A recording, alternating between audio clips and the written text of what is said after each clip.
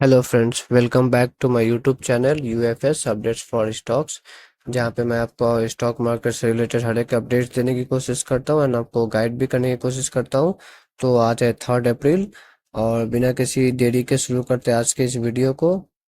तो आज का वीडियो तो मतलब रिलेटेड रहेगा एक ही टॉपिक से जो कि है ट्रम्प का टैरिफ। ओके, जो कि कल रात देर जबकि हम सो रहे थे इंडिया में तब उन्होंने लगाया था ट्रम्प टैरिफ। ओके, तो एनालाइज करते एक एक चीज को। तो सबसे पहला तो एक फनी न्यूज आता है कि इन्होंने अ, मैं क्या बताऊं, मतलब इन्होंने एक ऐसा आइलैंड जहाँ पे सिर्फ पेंगुइन्स रहते हैं उस पे भी उन्होंने टैक्स लगा दिया। और वो आइलैंड का नाम है the hard and McDonald island. Okay, आप देख सकते हैं यहाँ पे the hard and McDonald island जहाँ पे किसी पेंगुइन्स और सील्स रहते हैं उस पे भी इन्होंने 10% का टैक्स लगा दिया। तो देखते हैं ये पेंगुइन इनको कितना टैक्स देते हैं। ओके, आप देख सकते हैं Trump tariff imposed on uninhabited island. तो ऐसा जगह जहाँ पे कि आदमी रहते नहीं है, सिर्फ इंसान और सील रहते हैं, उनके ऊपर भी टैक्स लगा। तो खैर, इनके लिए काफी मजाक भी इनका बना, काफी मीम्स भी बने। तो अब आते हैं सीरियस अपने न्यूज़ की तरह। तो ये है एक बेस लाइन इन्होंने क्या कहा कि कोई भी कंट्री हो 10% तो मिनिमम टैक्स लगेगा ही, तो उसी को इन्होंने बेस लाइन टैक्स कहा है। ठीक है, तो ये सब कुछ कुछ कंट्री है जिसपे कि इन्होंने 10% का टैक्स लगा दिया। आप देख सकते हैं ये सब कंट्रीज। ओके, नेक्स्ट आते हैं अब इंडिया या इंडिया के सराउंडिंग में रिलेटेड जो कंट्रीज है। तो पहला बात तो चाइना, जो कि वर्ल्ड का ग्लोबल मैन्युफैक्चरिंग हब है। तो यहाँ पे तो बहुत ज़्यादा टैक्स लग गया चाइना पे। ओके, 34% का टैक्स लगा है। और यूरोपियन यूनियन 20%। ओके, वियतनाम देखिए, ताइवान, ये सब ऐसे कंट्री जो कि मतलब काफ़ी ज़्यादा मैन्युफैक्चरिंग करते हैं। ये चाइना जितना नहीं करते बट फिर भी अच्छा खासा करते हैं। और जापान और इंडिया में भी टैक्स लगा है। ओके, 24 26% का।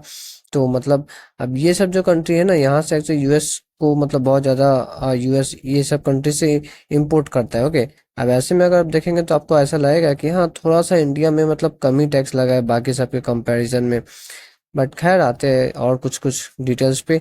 तो आप देख सकते हैं इंडिया यूएस का ट्रेड जो रिलेशन है, ओके, वो इसमें इंडिया जो है यूएस प्रोडक्ट्स पे एवरेज 9.5% का टैक्स लगाता है। ओके, पता नहीं कल ट्रम्प कहाँ से मतलब 50% दिखा रहे थे। ओके, मतलब उनका जो ये जो मेथड था उसी पे बहुत सवाल उठ रहा है कि अनाप शनाप नंबर वो रिप्रेजेंट करे। एक्चुअली तो हमें तो एवरेज वेटेज टैरिफ देखना चाहिए कि एवरेज कितना लगा रहा है। तो इंडिया 9.5 10 या 12% के करीब लगाता है, वहीं यूएस 3% लगाता है। तो जी हाँ, उनका टैक्स हमसे कम ही है। ओके, बट फिर भी 9.5 या 10% को 50% करीब दिखा देना, ये काफ़ी मुझे मतलब शॉकिंग लगा।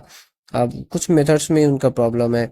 और ये भी देख सकते हैं कि इंडिया का हम सबसे ज़्यादा जो एक्सपोर्ट हम करते हैं, हम एक्चुअली यूएस को ही करते हैं। ओके, अगर हमने लेट से 100 रुपीज़ का एक्सपोर्ट किया तो उसमें 18 रुपया तो हम यूएस को एक्सपोर्ट कर देते हैं। ओके, और जो कि हमारी इकोनॉमी का 2.2% रिप्रेजेंट करता है हमारे जीडीपी का। अब वर्स्ट हिट सेक्टर में ये तो मुझे बताने की जरूरत नहीं, अभी तक आई थिंक आपको पता ही चल गया होगा। ये वो है आईटी सेक्टर।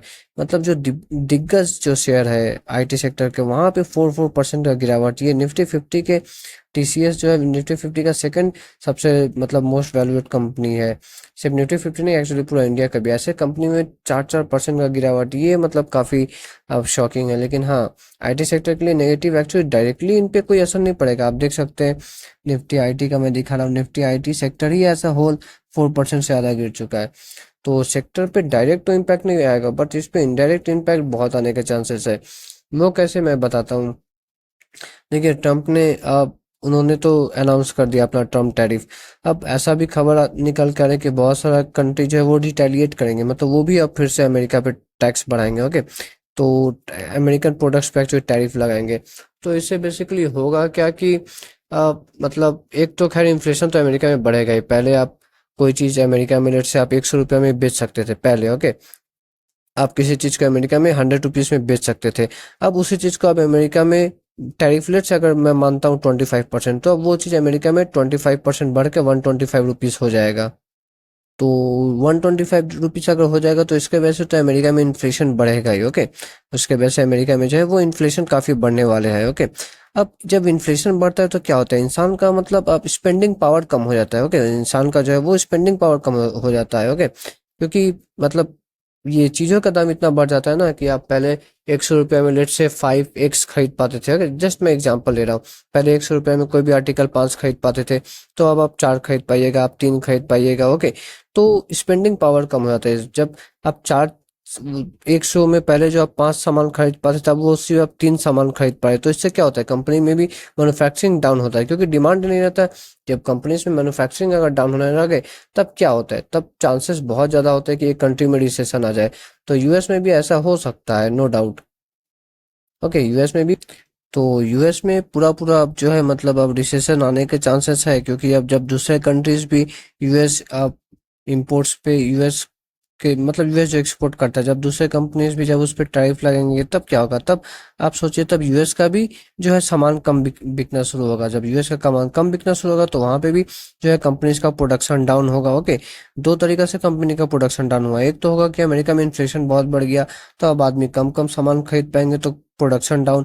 अब दूसरा ये भी होगा कि मतलब जब दूसरे कंपनी भी जब यूएस के प्रोडक्ट्स पे और ज़्यादा टैरिफ लगाएंगे, तो क्या होगा, प्रोडक्ट्स का मतलब सेल कम हो जाएगा, क्योंकि दाम बढ़ गया है प्रोडक्ट्स का। ओके, तो सेल कम हो जाएगा, तो फिर से यूएस कंपनी को मतलब जो है उनका मतलब प्रोडक्शन कमाना पड़ेगा, क्योंकि सेल ही नहीं है, तो अब क्या करिएगा प्रोडक्शन करके। तो इससे रिसेशन आने का डर है।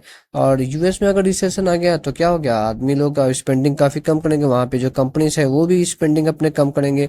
अगर वहाँ के कंपनी अगर स्पेंडिंग कम करे, तो क्या होगा, हमारे जो आईटी सेक्टर है इंडिया में, ओके, इन्हें ऑर्डर कम कम मिलेगा। इनका तो एक्चुअली आईटी सेक्टर से बहुत, इनका तो मतलब आईटी सेक्टर का मैं बात करूँ, बहुत ज़्यादा इनका रेवेन्यू यूएस से आता है। 50% प्लस का रेवेन्यू जो मेजर बड़ी बड़ी कंपनी है, इनका यूएस से ही आता है। तो ये एक्चुअली एक आईटी सेक्टर के लिए काफ़ी मतलब चिंता वाला चीज़ है। और फिर एक और जो है वो एआई भी है। ओके, आपको पता है, अभी से एक्चुअली बात चल रहा है कि एआई जो है, बहुत सारे अमेरिकन कंपनीज जो कि अभी अपने बहुत सारे इंपॉर्टेंट काम्स को इंडियन कंपनी को आउटसोर्स करती है, वो एक्चुअली कम हो जाएगा। ओके, एआई आने के बाद बहुत सारा काम जो हम इंडियंस कर देते हैं, इंडियन कंपनी कर देते हैं यूएस के लिए, वो अब एआई ही कर देगा। तो दो दो रीजन है जो कि मतलब अब आईटी सेक्टर के ऊपर एक तलवार की तरह झूल रहा है। अगर आईटी सेक्टर, बट एनीवे, अगर एआई को अगर हम अडॉप्ट कर ले अच्छा से एफिशिएंटली, तो मे भी कुछ अच्छा भी हो सकता है। ओके, ना आते हैं नेक्स्ट एक और सेक्टर, तो जहाँ पे कि आज काफ़ी तेज़ी देखने को मिला, तो वो था फार्मा सेक्टर। ओके, वो क्या था, फार्मा सेक्टर, क्योंकि एक्चुअली मुझे याद है मैंने वीडियो भी बनाया था 4-5 दिन जस्ट पहले ही। एक्चुअली डोनाल्ड ट्रम्प ने कहा था कि मैं फार्मा पे भी अराउंड 25% का टैरिफ लगाऊंगा। ओके, कितना, 25% का।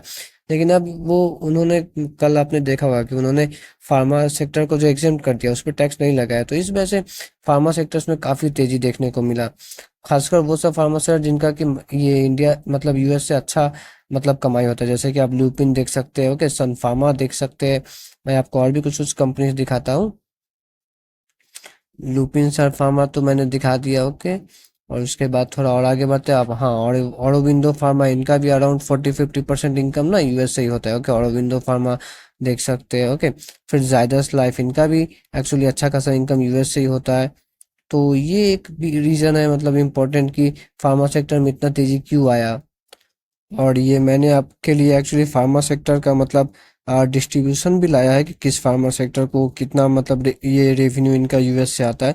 तो आप देख सकते हैं यहाँ पे ग्लैंड फार्मा, ओके, ऑलमोस्ट 50% के करीब। ओके, ग्लैंड फार्मा कितना, 50%। ओके, और ऑरोबिंदो फार्मा भी 50% के करीब तो है ही, 48% डॉक्टर रेड्डीज। तो ये सब कंपनी में आज काफ़ी अच्छा तेज़ी देखने को मिला, क्योंकि ये तो बच गए ट्रम्प टैरिफ से। नेक्स्ट आते हैं एक और जो सेक्टर जिसको अच्छा खासा फायदा मिला, वो मैं कहूँगा textile sector. Okay, textile sector पे देखिए टैक्स तो इन पे बढ़ने वाला है। ओके, ऐसा नहीं कि मतलब ये बच गए, इन पे टैक्स एक्चुअली बढ़ने वाला है। ओके, लेकिन इनका फायदा ये हो गया कि इनका फायदा ये हुआ है कि अमेरिका में और भी जो मतलब कंट्री से मतलब अमेरिका जो एक्सपोर्ट करता है ना, इंपोर्ट करता है, सॉरी, अमेरिका अपना टेक्सटाइल का जो ज़रूरत है वो और जो दूसरों कंट्री से जो इंपोर्ट करता है उन पे टैक्स ज़्यादा है। Like America, Bangladesh and China, यहाँ से बहुत ज़्यादा इंपोर्ट करता है, लेकिन बांग्लादेश चाइना पे तो ज़्यादा ज़्यादा टैक्स है। ओके, चाइना पे तो 34%, चाइना पे कितना, 34% के करीब टैक्स है। ओके, और बांग्लादेश पे भी एक्चुअली हमसे ज़्यादा ही टैक्स लगा है। एक तो जो है बांग्लादेश का आपको पता है कि लास्ट ईयर से इकोनॉमिक टर्मोइल वहाँ पे चल रहा है। ओके, ऊपर से अब और भी ज़्यादा टैक्स लग गया, तो बांग्लादेश के लिए बहुत प्रॉब्लम होने वाला है। ओके, और चाइना के लिए तो खैर है ही 34% का टैक्स।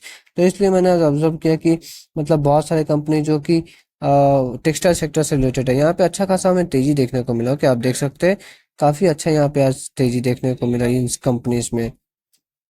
और कुछ कुछ भी कंपनीज है, ये भी टेक्सटाइल सेक्टर का, यहाँ पे भी आप देख सकते हैं अच्छा कंपनी, अच्छा मतलब तेजी देखने को मिला। लास्ट आते हैं कुछ और से कंपनी जिसे किस कोई फर्क नहीं पड़ा ट्रम्प क्या करे ना करे। तो ये है लाइक बैंकिंग सेक्टर हो गया, ओके, एनबीएफसी हो गया, ओके, एफएमसीजी हो गया, ओके। मैं कहूँगा एक्चुअली रियलिटी भी निफ्टी रियलिटी जैसे है ना।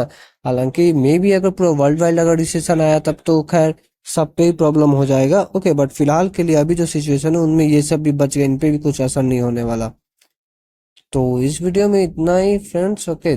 आपको अगर अच्छा लगा तो आप लाइक एंड सब्सक्राइब कर सकते हैं। मिलते हैं नेक्स्ट वीडियो में, तब तक के लिए टाटा बाय बाय।